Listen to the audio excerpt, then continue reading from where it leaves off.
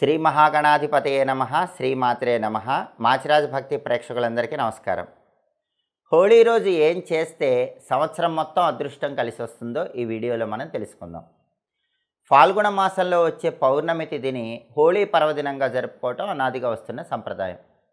హోళీకి చాలా ప్రత్యేకతలు ఉన్నాయి. వాటిలో మొట్టమొదటి ప్రత్యేకత ఏంటంటే పరమేశ్వరుడు కాముడు అంటే మన్మధుణ్ణి తన త్రినేత్రంతో దగ్ధం చేసిన రోజు. అంటే కోరికలను పరమేశ్వరుడు తొలగింపజేసుకోవాలని సందేశం ఇచ్చిన రోజు.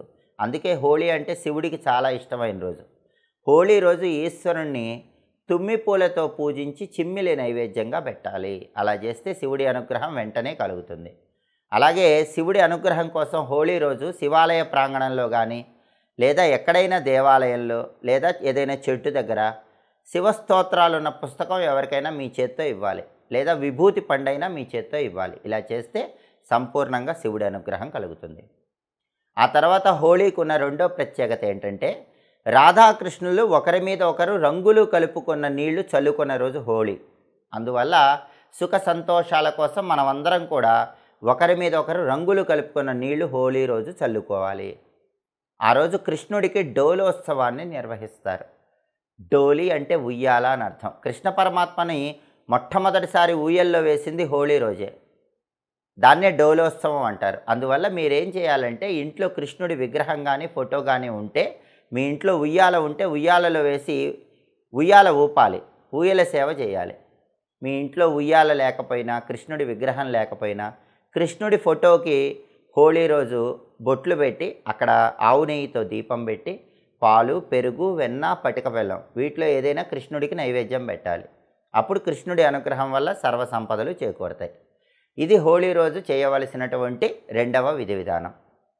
మూడో విధి విధానం ఏంటంటే హోళీ రోజు అయ్యప్ప స్వామి దేవాలయ దర్శనం చేయాలి. ఎందుకంటే అయ్యప్ప స్వామి పంబల రాజుకి హోళీ రోజు కనిపించాడు.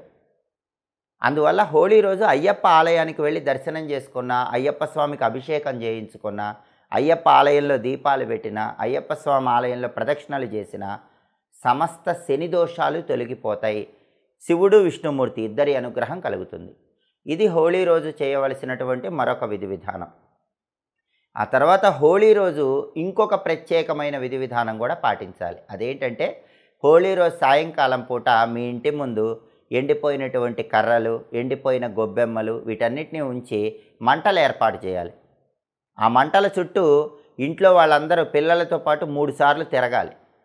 అలా తిరిగిన తర్వాత మంటల నుంచి వచ్చినటువంటి బూడిద మీ పిల్లల నుదుటన బొట్టులాగా పెట్టాలి.